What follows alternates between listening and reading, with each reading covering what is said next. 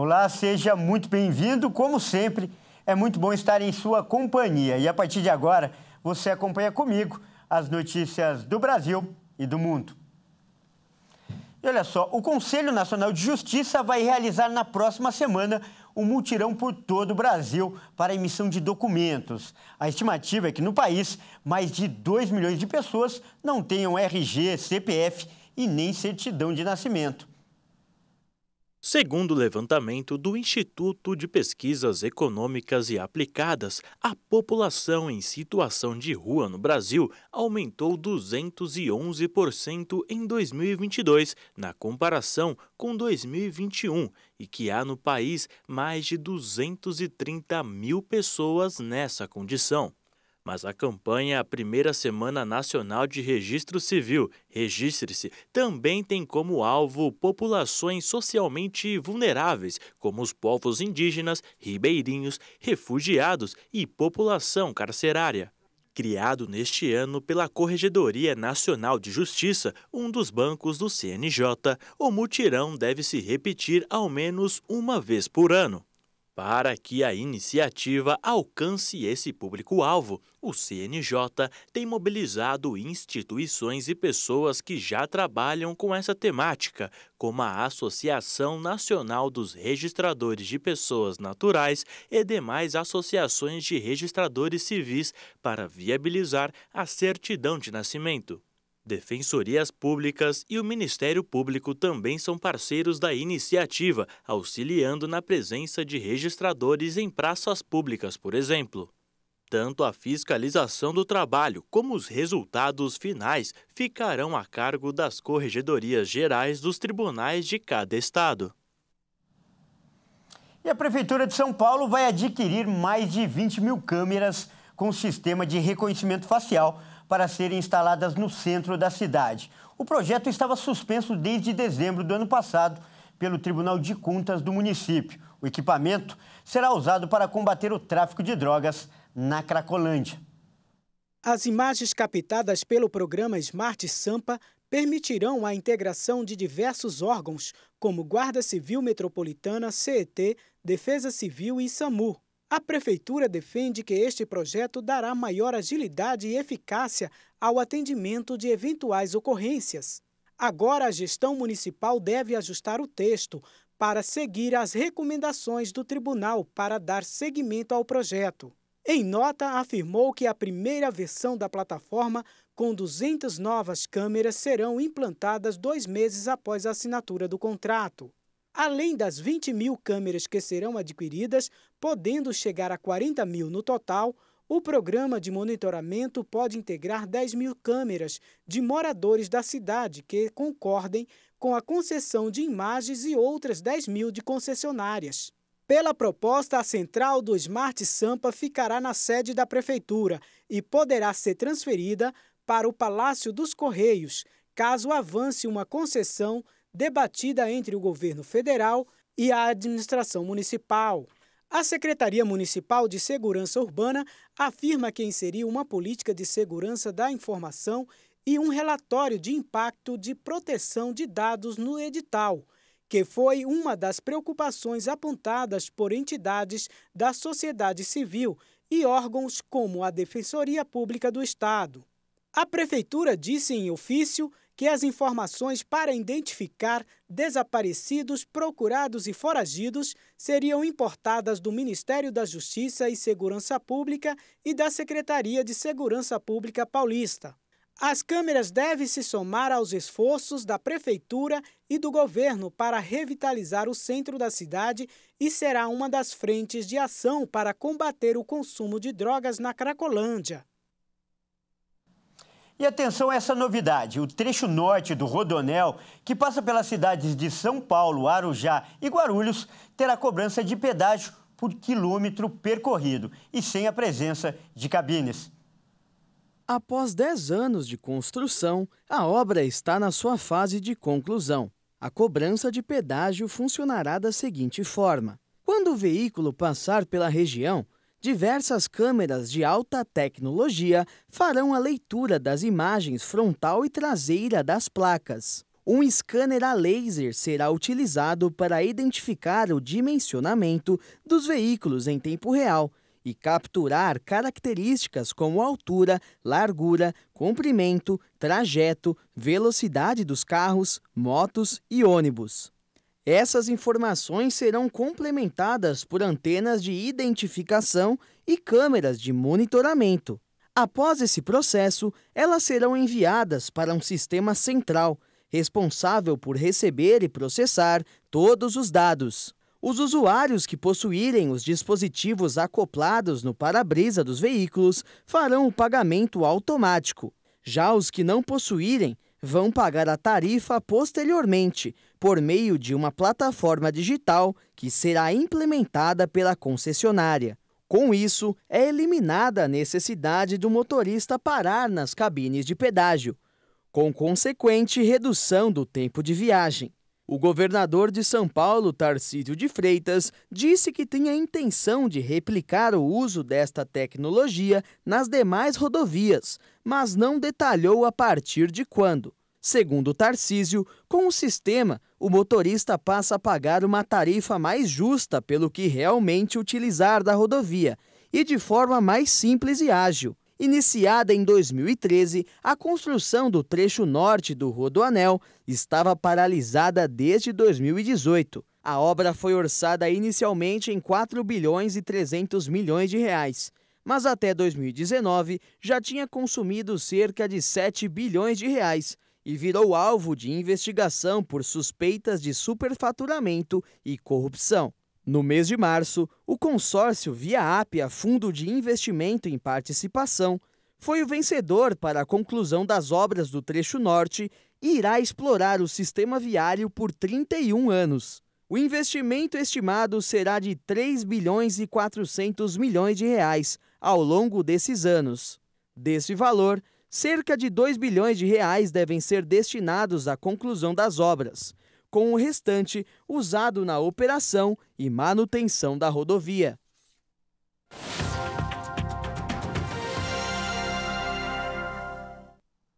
E olha só, esse sistema de cobrança Free Flow, que na tradução em português significa fluxo livre, já é utilizado em mais de 20 países do mundo.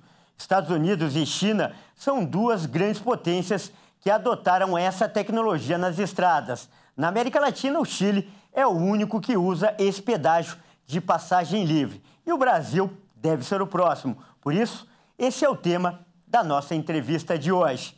E para tirar as dúvidas em relação a esse novo sistema, nós vamos conversar agora com o Alexandre Fontes, que é empreendedor tecnológico, superintendente de operações da Veloy. Boa tarde, seja muito bem-vindo. Boa tarde, Kleber. É um prazer estar aqui com vocês. Legal. E uma das grandes novidades é que não haverá as praças de pedágio onde o motorista costuma parar para fazer o pagamento. Então, primeiro, eu queria que você explicasse em detalhes como será feito o controle dos veículos, como vai funcionar essa tecnologia.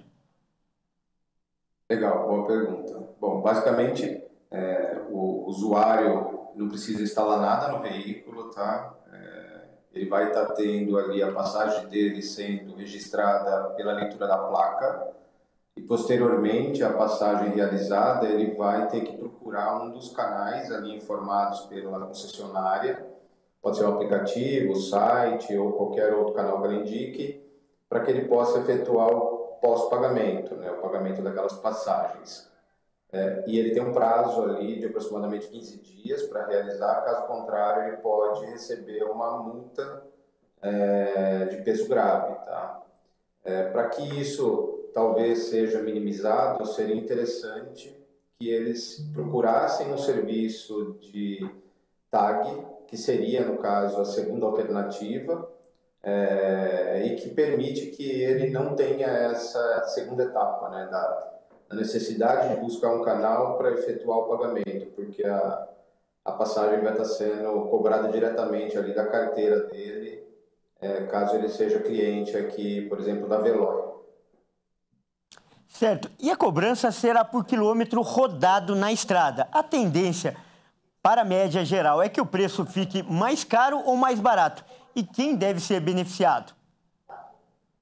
Bom, Hoje a gente tem ali a barreira de pedágio, né? Elas ficam espaçadas aproximadamente aí 40, 50 quilômetros em média, e acaba que o usuário da rodovia paga, utilizando ou não todo aquele trecho, né? Entre praças ele acaba pagando um valor que vai acumulando-se e é efetuado o pagamento lá na praça. Com a distribuição dos pontos, como os pórticos de free flow, a tarifa vai ser distribuída também ao longo do trecho, ou seja, quem paga hoje uma tarifa mais alta no pedágio vai pagar proporcionalmente, ou seja, vai reduzir o custo, caso ele não use todo o trecho da rodovia.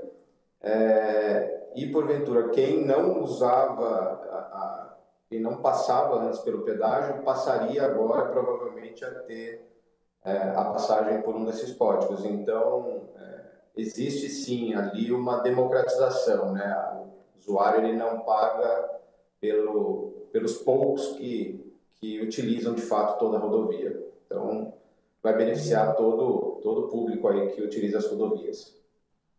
Olha, e São Paulo será o pioneiro na instalação desse novo sistema. Mas é importante a gente lembrar também que o estado tem as melhores rodovias do país. Você acredita que essa tecnologia pode chegar a outros locais também em breve, principalmente aqueles que têm estradas e rodovias em condições não tão boas? Sim. O custo para a implantação desse sistema, ele é efetivamente menor do que você construir uma praça de pedágio e implementar os equipamentos eletrônicos, certo? Então, com certeza, isso deve fazer com que as concessionárias aí que estão espalhadas pelo país identifiquem como uma oportunidade, né, também ali de reduzir seus custos não somente de implantação, mas de manutenção das praças de pedágio atuais, bem como isso, com a tendência, eu acho, de ampliação aí da quantidade de clientes que utilizam o sistema de pagamento via o tag, né? Esse tagzinho da Veloy. Acredito que isso seria algo que os próprios clientes estariam começando a requisitar, e as concessionárias, com certeza, vão acabar migrando para esse processo. Mais rápido, mais barato, mais fluido, acho que beneficia todo o ecossistema aí de transportes do país. Tá certo. Então, Alexandre, muito obrigado pela sua participação e por essas informações. Eu que agradeço, Kleber. Uma boa tarde. Tá, então nós acabamos de conversar com o Alexandre Fontes, que é empreendedor tecnológico e também aí responsável pela Veloy. E você vai ver a seguir. Ao invés de agrotóxicos, plantações orgânicas usam insetos, fungos e bactérias para acabar com as pragas. Nós voltamos já.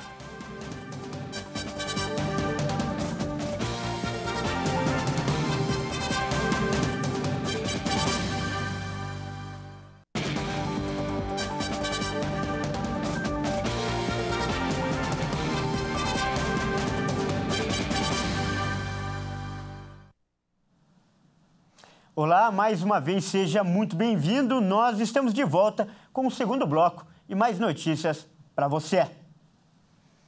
Olha só, ao invés de agrotóxicos, as plantações orgânicas usam insetos, fungos e até bactérias para acabar com os bichinhos que prejudicam a colheita. Confira. E o que esses bichinhos têm a ver com os alimentos orgânicos?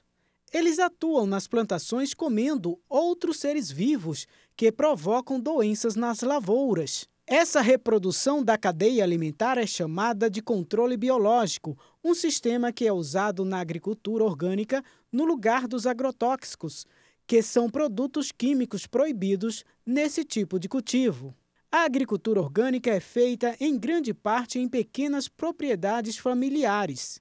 É muito diferente das grandes lavouras de soja, por exemplo, que geram uma enorme quantidade de alimentos com o estímulo de grãos geneticamente modificados para serem mais produtivos e resistentes a doenças.